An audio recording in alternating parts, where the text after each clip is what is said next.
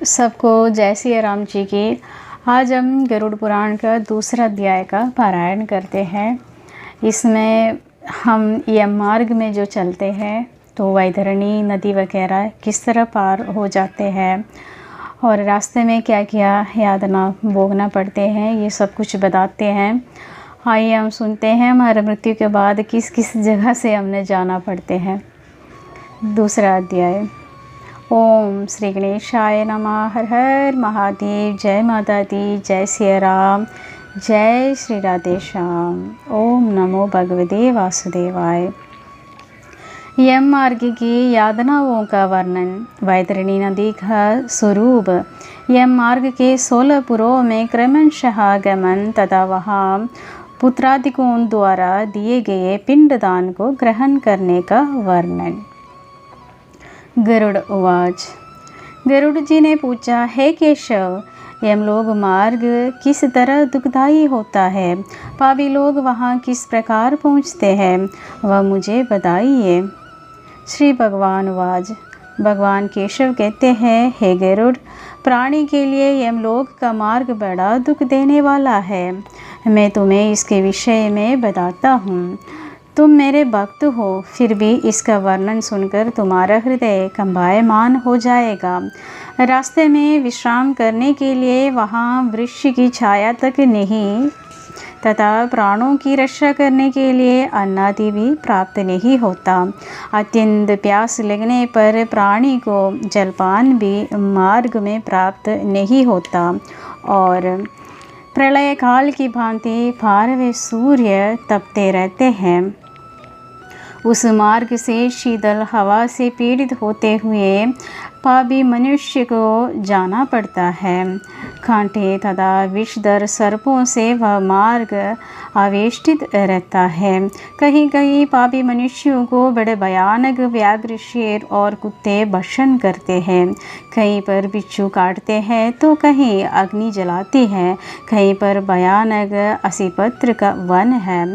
वह सहस्र योजन लंबा चौड़ा होते हैं।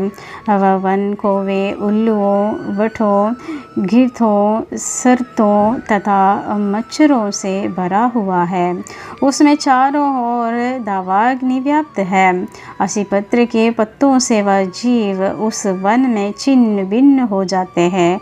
कहीं पर वह अंधे कुएं में गिर पड़ते हैं, कहीं विकट पर्वत से गिरता है, कहीं तलवार की धार पर चलता है तो कहीं कीलों के ऊपर चलता है, कहीं पर घने अंधकार में गिर पड़ते हैं, कहीं भय उत्पन्न करने वाले पानी में गिरता है, कहीं चोखों से भरी हुई कीचड़ में गिरता है तो कहीं संतृप्त कर्दम नामक नरक में गिर पड़ते हैं। कहीं बालुका से भरे हुए नरक में गिर पड़ता है तो कहीं अग्नि में तप्त ताम्रमय नरक में गिर पड़ते हैं। कहीं अग्नि के अंगार समूह में गिर पड़ते हैं तो कहीं महान धूम व्याप्त नरक में गिर पड़ते हैं। फिर यम मार्ग में जाते हुए अंगारों की वृष्टि होने लगती है। कहीं लोह युक्त वृक्ष सहित स्थूल पत्थर की वर्षा होती है तो कहीं रुधिर की वृष्टि, कहीं गर्म जल की वर्षा और कहीं शस्त्रों की वृष्टि होती है। कभी भस्म सहित कर्दम की वर्षा होती है तो कहीं वह गर्दा घंटों से प्रवेश करते हैं। कभी कभी ऊंचे स्थान पर चढ़ते हैं तो कभी पर्वतों की कंदराओं में प्रवेश करते हैं। उस मार्ग में कहीं अत्यंत गहरा अंधकार है, कहीं दुख से चटा जाए ऐसे ही बड़े पर्वत हैं, कहीं मावाद, रुधिर और विष्ठा से भरे तालाब है। रास्ते के मध्य में बहने वाली ऐसे भयंकर वैतरणी नदी है जिसकी कथा सुनने से डर उत्पन्न हो जाते हैं, तब देखने में कष्टकारक हो। इसमें क्या आश्चर्य है। वैतरणी नदी का विस्तार 100 योजन है। वह मवाद रुधिर से बहने वाले है, हड्डी से व्याप्त तट है, मांस और शोणित गर्दन से युक्त है। अतः गहरी और पापियों के द्वारा दुखपूर्वक पार की जाने वाली वह नदी केश रूपी सिवार से बरी होने के कारण दुर्गम है।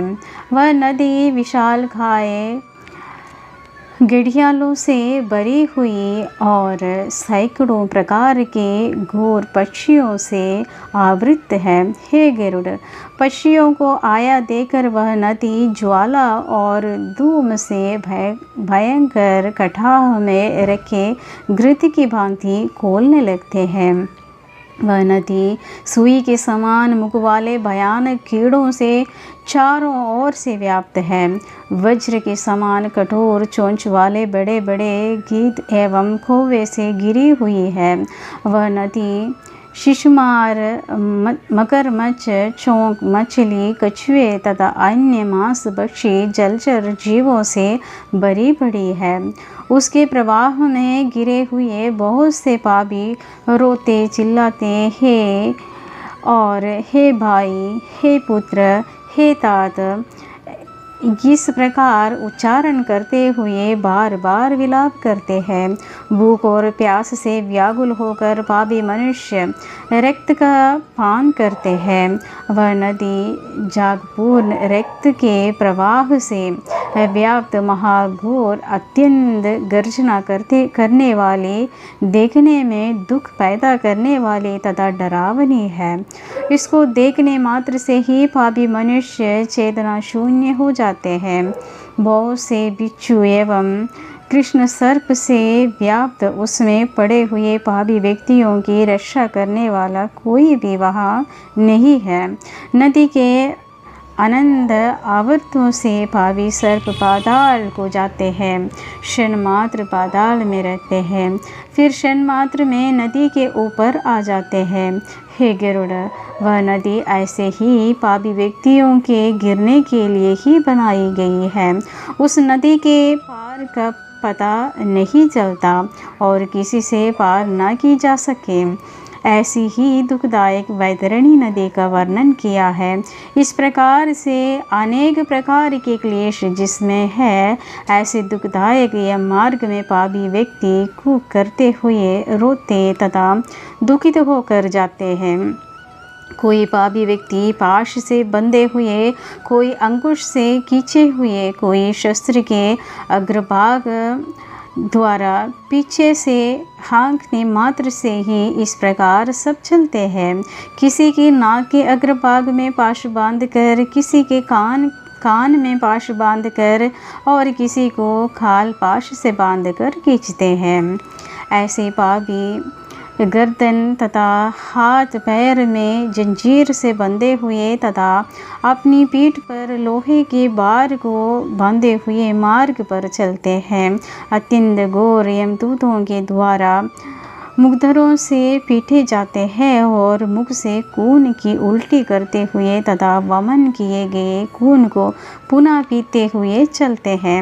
उस समय अपने दुष्कर्मों का स्मरण करते हुए व्यक्ति अत्यंत ग्लानि का अनुभव करते हैं और बहुत ही दुखी होकर यमलोक में जाते हैं।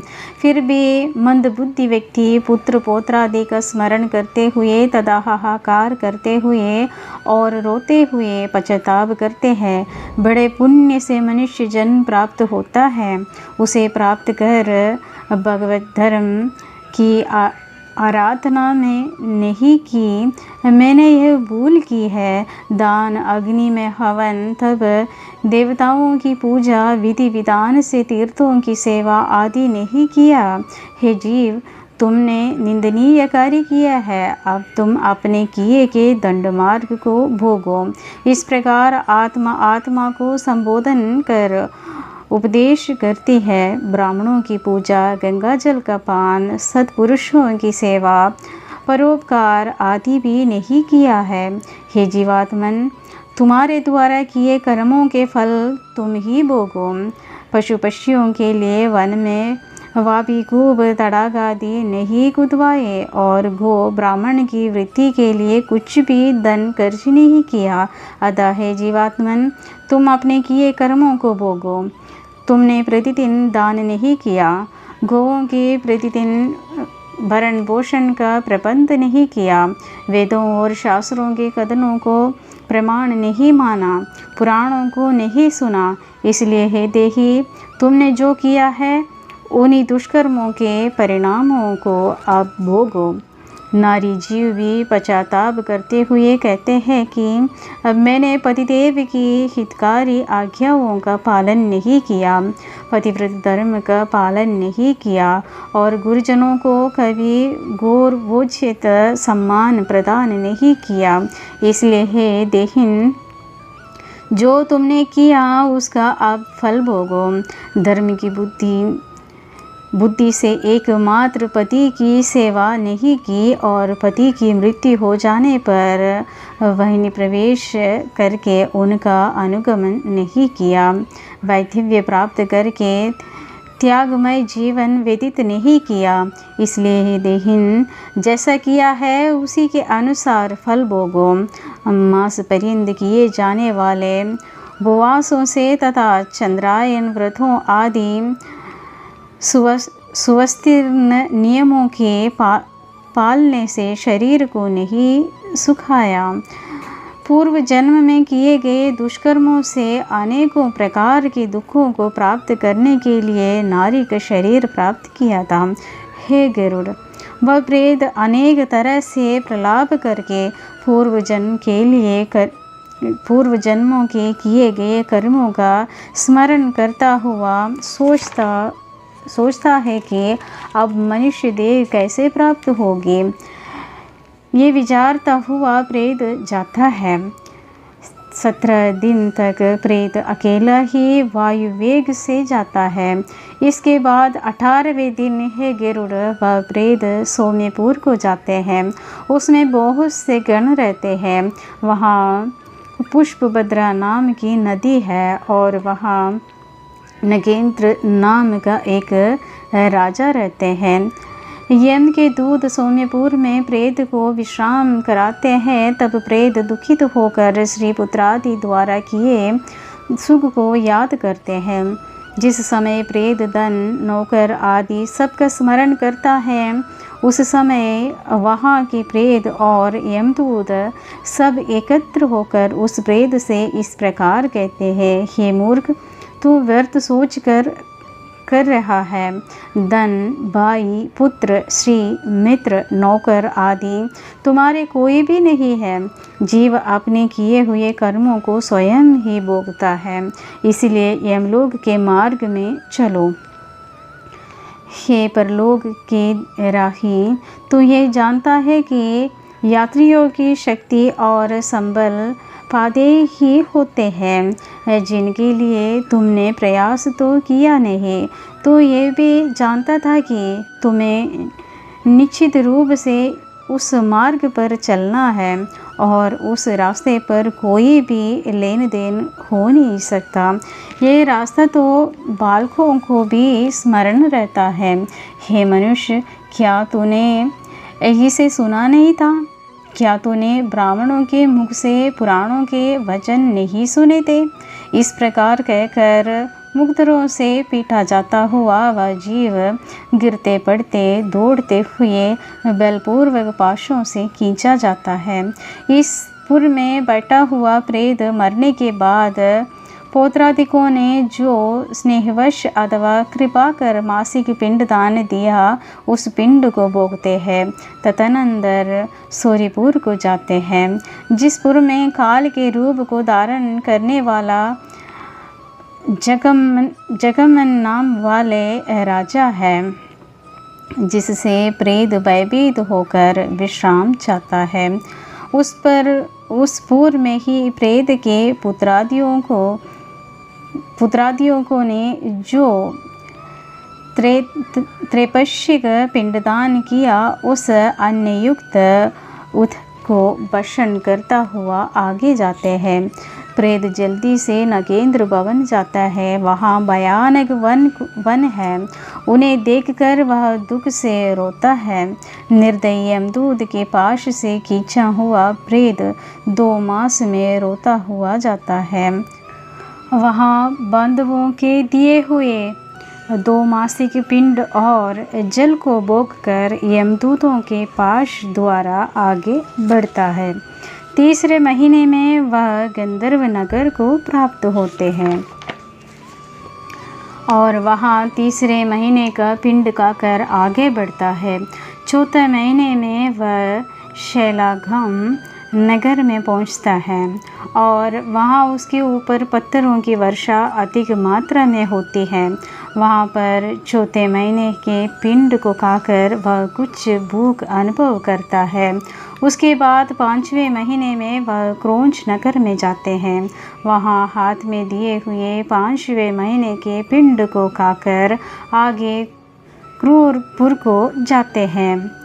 शारद पंचम महीने में बांधवों द्वारा प्रदत्त 59 मासिक पिंड और गठदान से तृप्त होकर वह वहाँ आधे मुहूर्त तक आराम करके यमदूत के द्वारा धमकाए जाने पर दुखों से कांपता हुआ इस पुर को छोड़कर चित्रभवन नामक पुर को प्रस्थान करते हैं। वहाँ पर यम का छोटा भाई विचित्र नाम वाला राजा शासन करता है। इस पुर में स्थूल शरीर को धारण करने वाले यम के भाई को देखकर प्रेत डर से दौड़ता है। तब नाव चलाने वाले उस प्रेत को सामने आकर कहते हैं, महावैतरणी नदी में चलाने के लिए हम नाव लेकर तुम्हारे पास आए हैं। तुम्हारे पास कोई पुण्य हो तो बताओ। हे प्रेतात्मा, तत्व के वेता मुनियों ने दान को देना कहा है, जिससे ये वैतरणी नदी पार जा सकती है, इसलिए इसका नाम वैतरणी नदी पड़ा है। यदि तुमने वैतरणी गाय का दान किया हो तो नौका तुम्हारे पास आएंगे, अन्यथा नहीं। उनके ऐसे वचन सुनकर प्रेतात्मा कहते हैं, हे देव। इस प्रेतात्मा को देखकर वह नदी खोलने लगती है। नदी को खोलते देखकर वह प्रेतात्मा अत्यंत विलाप करने लगते हैं, जिसने जीवन भर कभी दान नहीं किया। ऐसा पापात्मा उसी वैतरणी में डूबने लगते हैं। तब आकाश मार्ग से चलने वाले दूत उसके मुंह में कांटा डालकर मछली की तरह उसे खींचते हुए नदी को पार ले जाते हैं। तदनंतर छठे मास के पिंड को भोग कर वह आगे बढ़ते हैं।